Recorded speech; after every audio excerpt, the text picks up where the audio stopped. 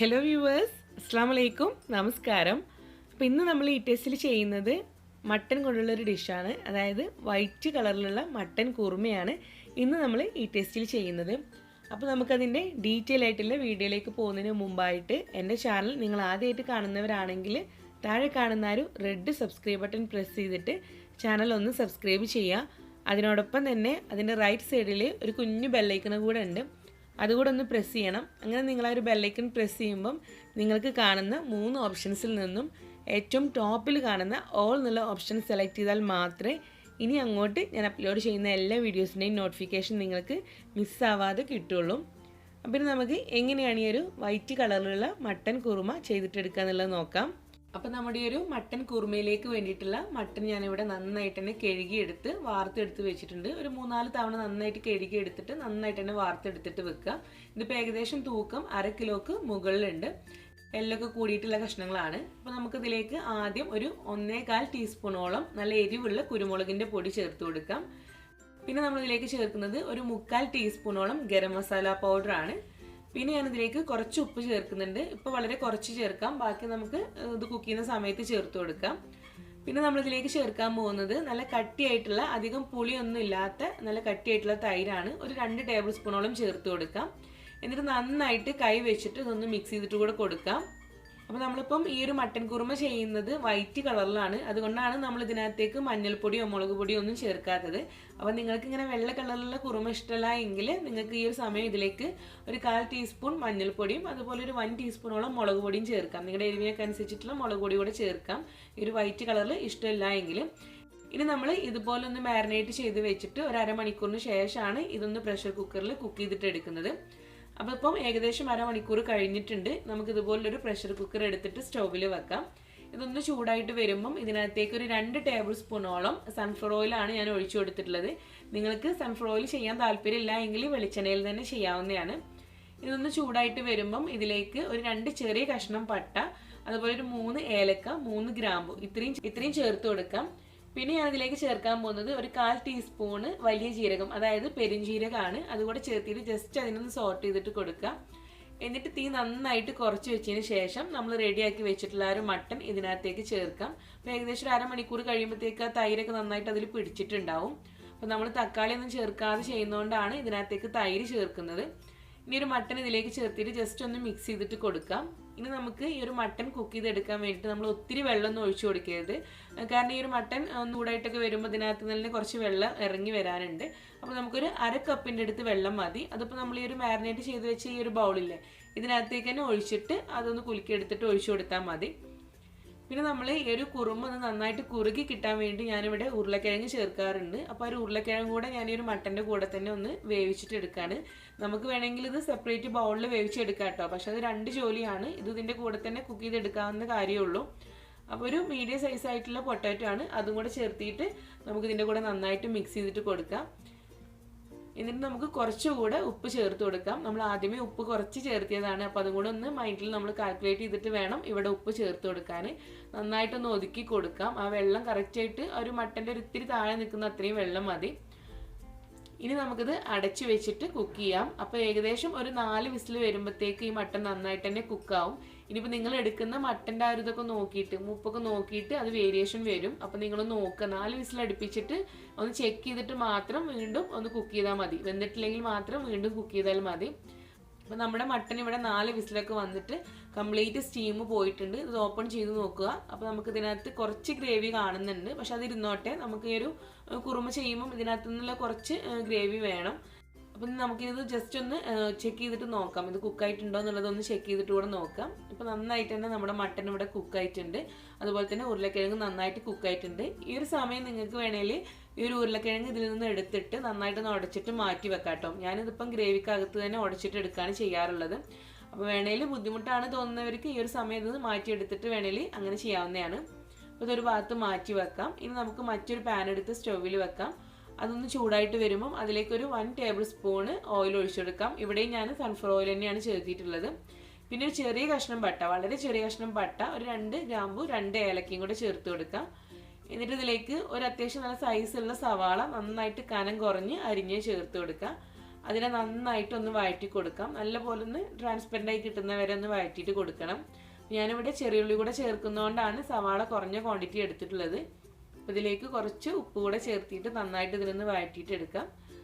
അപ്പോൾ നമ്മുടെ സവാള അതുപോലെ നന്നായിട്ടൊന്ന് കുഴഞ്ഞു വന്നിട്ടുണ്ട്. ഈ ഒരു സമയമാകുമ്പോഴത്തേക്ക് നമുക്കിതിലേക്കൊരു 13 ചെറിയുള്ളിയാണ് ഞാൻ എടുത്തിട്ടുള്ളത്. അത് നന്നായിട്ടൊന്ന് ചതച്ചെടുത്തിട്ട് ഇതിനകത്തേക്ക് ചേർത്ത് കൊടുക്കാം. അപ്പോൾ ഈ ഒരു ചെറിയുള്ളി കൂടെ ചേർക്കുന്നതുകൊണ്ടാണ് ഞാൻ സവാളയിൽ ക്വാണ്ടിറ്റി കുറച്ചിട്ടുള്ളത്. അപ്പോൾ നിങ്ങളുടെ കയ്യിൽ ചെറിയുള്ളി ഇല്ല എങ്കിൽ നിങ്ങൾക്കൊരു 2 സവാള വരെ എടുക്കാവുന്നതാണ്. അപ്പോൾ ഈ ഒരു ചെറിയുള്ളി കൂടെ ചേർത്തിട്ട് നന്നായിട്ടൊന്ന് മിക്സ് ചെയ്തിട്ട് കൊടുക്കാം. നന്നായിട്ടൊന്ന് വഴറ്റിയിട്ട് എടുക്കാം. ഇനി നമ്മളിതിലേക്ക് ചേർക്കുന്നത് ഇഞ്ചിയും വെളുത്തുള്ളിയും പച്ചമുളകും കൂടെ ചതച്ചെടുത്തിട്ടുള്ളതാണ്. അപ്പോൾ പച്ചമുളക് ഞാൻ 2 എണ്ണമാണ് എടുത്തിട്ടുള്ളത്. നന്നായിട്ട് എരിവുള്ള പച്ചമുളകാണ്. പിന്നെ നമ്മൾ എടുത്തിട്ടുള്ളത് ഒരു 4 വലിയ അല്ലി വെളുത്തുള്ളി എടുത്തിട്ടുണ്ട്. 2 ചെറിയ കഷ്ണം ഇഞ്ചി കൂടെ എടുത്തിട്ടുണ്ട്. അപ്പോൾ ഈ ഒരു കുറുമക്കകത്തുള്ള ഇതിൻ്റെ എരിവ് എന്ന് പറഞ്ഞാൽ പച്ചമുളകിൻ്റെ അതുപോലെ കുരുമുളകിൻ്റെ ഒക്കെയാണ്. അപ്പോൾ നിങ്ങളുടെ എരിവൊക്കെ എങ്ങനെയാണോ, ടേസ്റ്റ് എങ്ങനെയാണോ അതിനനുസരിച്ചിട്ടുള്ള കുരുമുളകും മുളകും ഒക്കെ എടുക്കുക. നന്നായിട്ട് വഴറ്റിയിട്ടുണ്ട്. ഇതിലേക്ക് കുറച്ച് ഫ്രഷ് ആയിട്ടുള്ള കറിവേപ്പില കൂടെ ചേർത്തിട്ട് വീണ്ടും ഇതിനെ നന്നായിട്ടൊന്ന് വഴറ്റി കൊടുക്കാം.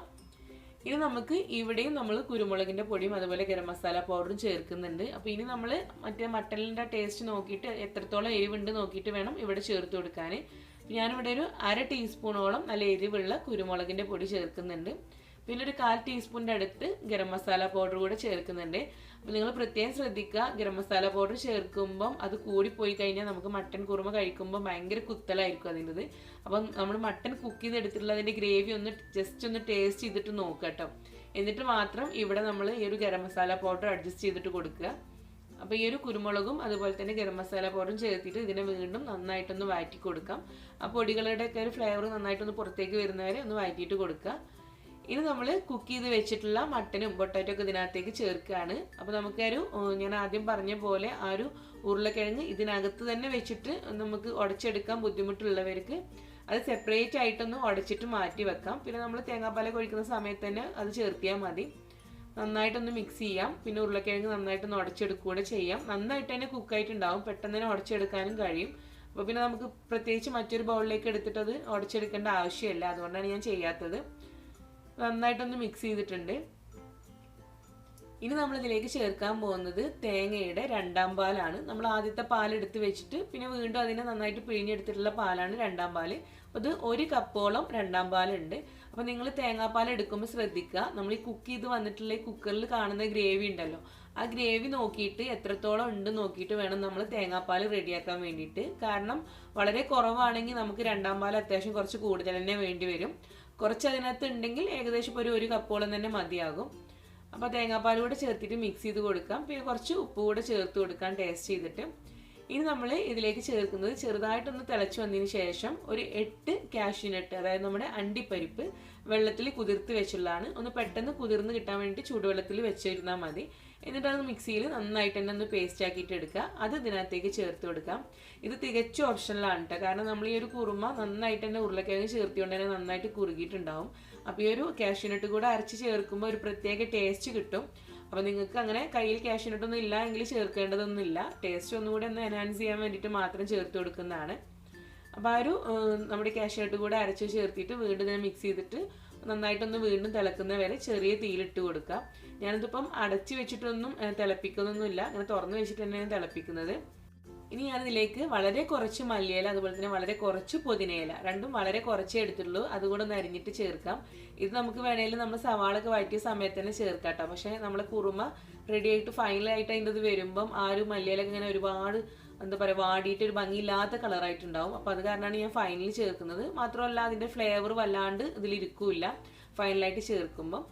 ഇനി നമുക്ക് ഇത് നന്നായിട്ട് തിളച്ച് വന്നതിന് ശേഷം, നമ്മുടെ 2ാം പാല് നന്നായിട്ട് തിളച്ച് വന്നതിന് ശേഷം ഇതിനകത്തേക്ക് 1/2 കപ്പ് തേങ്ങയുടെ 1ാം പാല് ചേർത്ത് കൊടുക്കാം.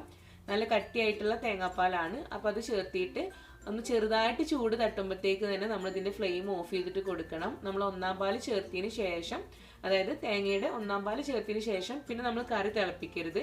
ചെറുതായിട്ടൊന്ന് ചൂട് തട്ടിക്കഴിഞ്ഞാൽ മതി. അപ്പോഴേക്ക് തന്നെ നമ്മൾ ഫ്ലെയിം ഓഫ് ചെയ്യണം. അപ്പോൾ ഞാനിതിൻ്റെ ഫ്ലെയിമൊക്കെ ഓഫ് ചെയ്തിട്ടുണ്ട്.